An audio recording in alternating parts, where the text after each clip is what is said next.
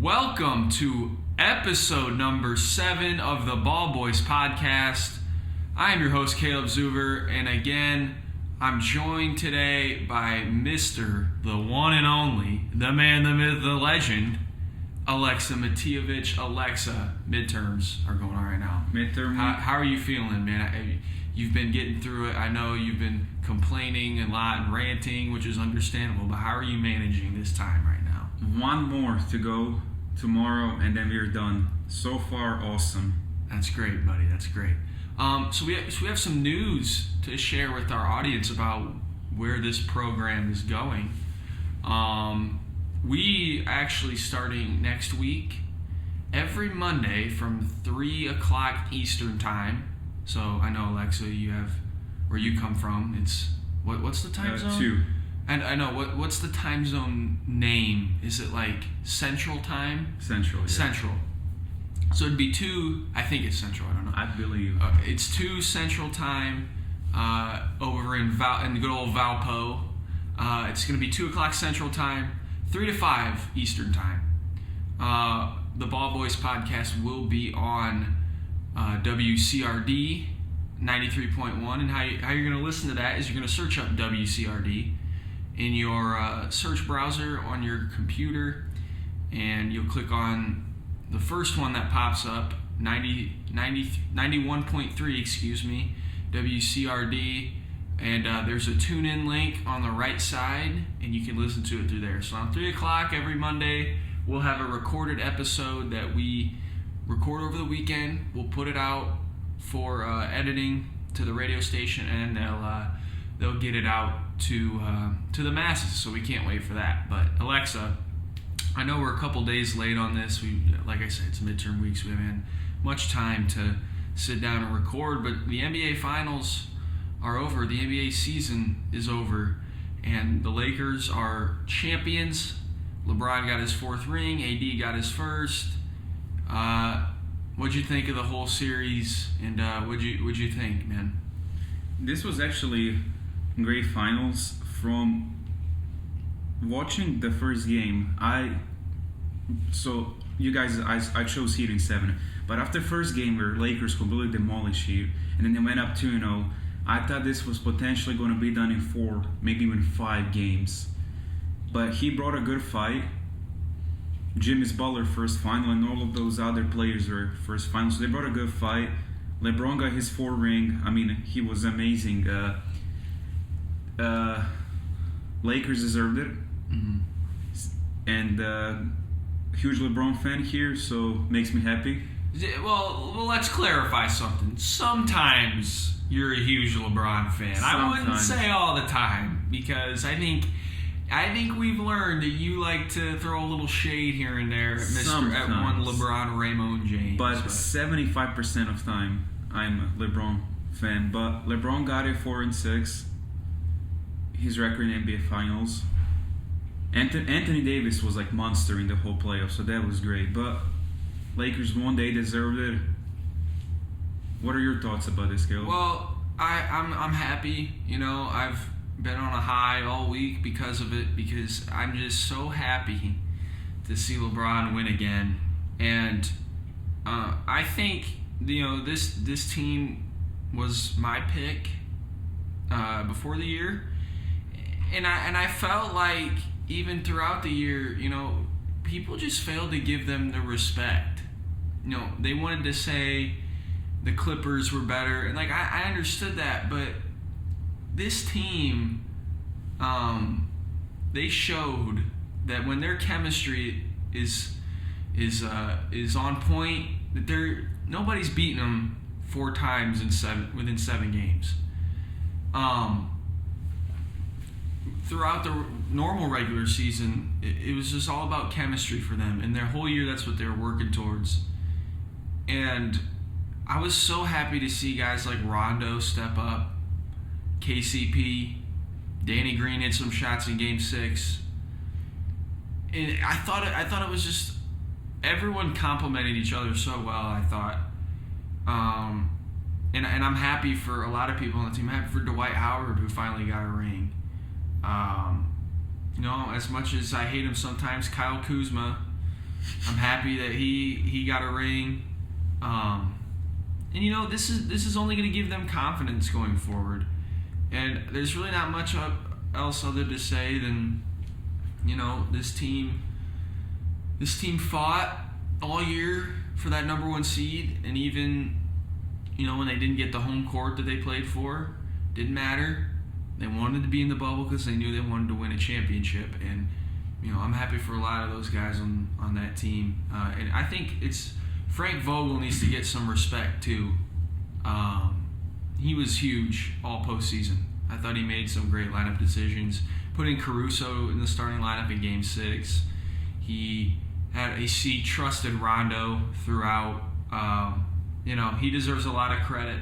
So I can't wait to see what this does for them next year. And we're going to talk a little bit more about that on Monday on our live show. Not live, I guess it's recorded and then gets put out. But we'll talk a little bit more about NBA free agency. But, to wrap it all up, as a LeBron guy, couldn't be more happy with the way it played out. And he was great every game. I would say my favorite game from the series was Game 4. Not Game 5, and not just because they lost Game 5. But in Game 4, in that first half, he really kind of struggled. That Miami defense was throwing a lot of things at him. And in the second half, he fought through that. He battled. He made adjustments. And that was my favorite LeBron game in that series. I think he ended up like 28. But, he made his adjustments mid-game at halftime, came out in the third quarter, was great, and then, scored and assisted on the last, 13 points of that game. Mm-hmm. And that, for me, was, that was just such a great LeBron game. And he didn't put up the stats, but he was phenomenal. But so, like I said, we'll talk about a little more NBA free agency because that stuff kind of picked up today. We'll be talking about Ty Lue getting hired with the Clippers and Daryl Morey stepping down as Rockets GM. We'll talk a little bit more about that on Monday. But let's move to baseball, where we are in the ALCS and NLCS right now. And Alexa, it's gone really fast because there are no breaks in between games. They're playing every day, and it's kind of flying on the radar with football going on, basketball going on. But let's start with the NLCS because Game 4 is tonight. The Dodgers last night go 11 runs in the first inning. I mean, are you kidding me? After, down 2-0 in the series, they come out guns a-blazing. Dodgers have Kershaw going tonight. I think he was scratched from the lineup in Game 2. Yes. Yeah, so he's going to get out there tonight. Bryce Wilson for the Braves. How do you see this one going out? And then give me your outlook for the rest of the series. Tonight, Wilson. Kershaw knows his stuff. He puts it out there. So I'm saying Dodgers are going to win tonight. Hold on. Audience, you guys don't understand what kind of just happened there. It's just an inside joke between us. So that's why I laugh. But keep going. I think Dodgers are tying the series tonight. 11 runs. I forgot the game. Game 3, I forgot the time. I was a little bit late. And I just clicked Turn it on. 15-1. And I'm like, great. Rest of the series, I think this is going Game 7. Me too. I do like Dodgers because of the experience to win if Game 7 happens. But this whole series, I think it's Dodgers' time to go World Series. Mm-hmm. Right. We've talked about previously how they've been kind of knocking on the door all these years. Listen, these are two good teams, and I'm gonna put this out there. I think the NLCS is pretty much the World Series. I honestly believe whoever wins this series is gonna win it all. The Braves have had. I just think they have the talent. I mean, with Acuna, Dansby Swanson, your boy, Freeman, Albies, and Ozuna. I think they got it all. I really do. And Dodgers, they have loads of talent too. And so I really think whoever wins this series. I think it's going 7-2. Dodgers was my pick to get there, so I'm going to stick with that. So now, Alexa, let's move to the ALCS, where last night the Astros Down 3-0 in the series, got up to a 2-0 lead. Rays came back, tied it at 2, and ended up winning 4-3. And I think both of us kind of expected this series to be at least a little more competitive than it's been. But hey, anything can happen.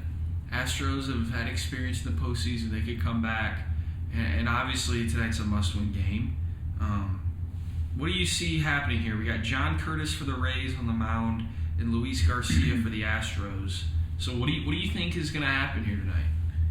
I think it's going to be a close game. Astros are probably going to win tonight. I think they can extend it to one more game. But tonight I like Astros winning. It's hard to pick these baseball playoffs. I mean, you're playing in a neutral site. No fans. Dodgers and Braves have fans now. Oh, they do? I don't know if you've seen that, but they do have. They're like extended away from the field or whatever. They have a couple rows up from the field, but they do have like a limited capacity in Globe Life Field or Globe Life Park. I think is where Padres. I thought it was Rangers. What's the Rangers' new stadium called?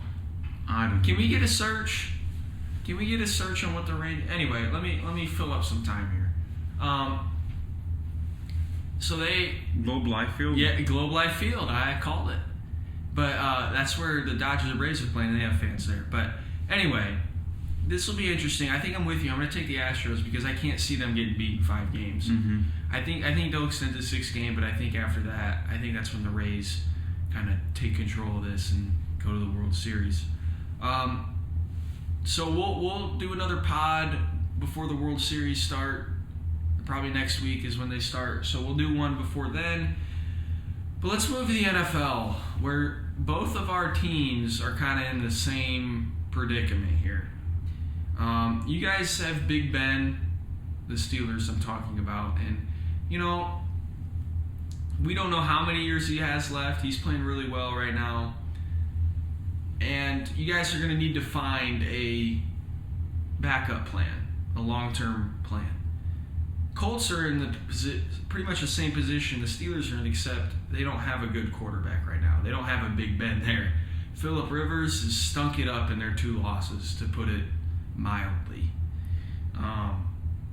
So talk a little bit about some stuff you've been looking around at, because I before you start, I have been on the Darnold to Colts train for 3 weeks now. I called it a Nick Wright's radio the day after the Jets played the Broncos on Thursday Night Football. I asked Nick Wright himself, I said, what do you think about Darnold to the Colts?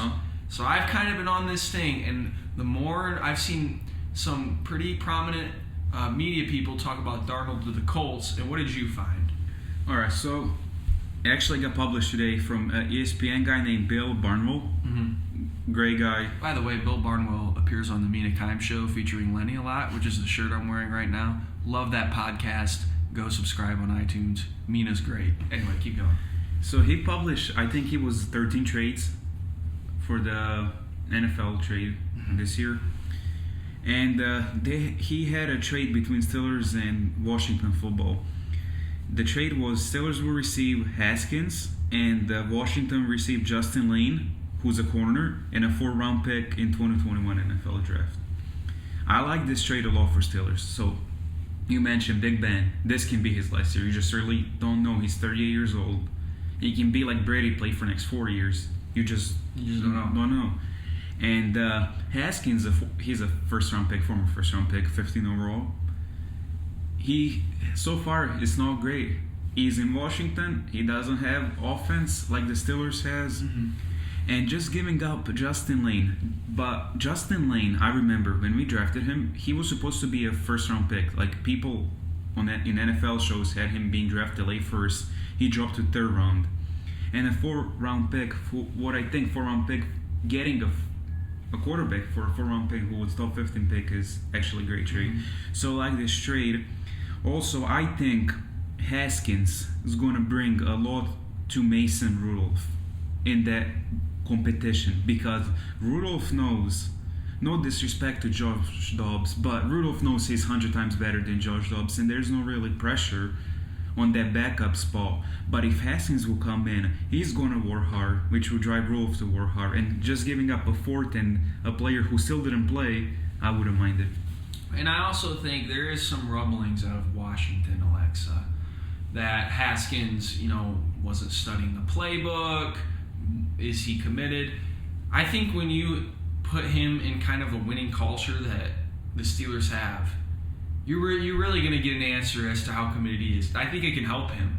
I think it can make him invested and want to study the game more and want to be committed and want to put the extra hours in. So yeah, I think that'd be great. And with my team, explain a little bit about what they were talking about with the Colts. So, and I actually like this a lot. So, Sam Darnold, Jets, madness in there. He needs to get the hell out of there. I would run away.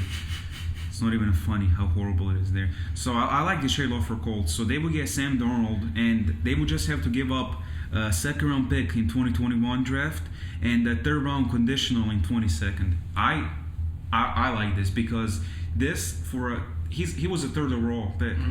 So second-round pick, not bad at all. I'm doing this in a heartbeat. If I'm Colts, I'm offering this right now. Right, and it's interesting you say right now because my thinking is I went back and forth on it. I want to wait until off season because I want to make sure the Jets get that number 1 pick, and they're going to take Trevor Lawrence. And it really doesn't make sense for the Colts to have Sam Darnold right now because what are we playing for? You're going to put him in a new system, all that. Just do it in the off season. Let him learn. Let him. Learn the system, learn the culture, stuff like that. And so I'm kind of going back and forth on that, as far as when to trade for him. But I think out of every option for the Colts right now, this is the one that makes the most sense. Because, listen, just Chris Ballard at some point has to admit Phillip Rivers was not a good signing. I was holding out hope for a long time that he could be a great game manager and not turn the ball over for us, but that's exactly what he's done.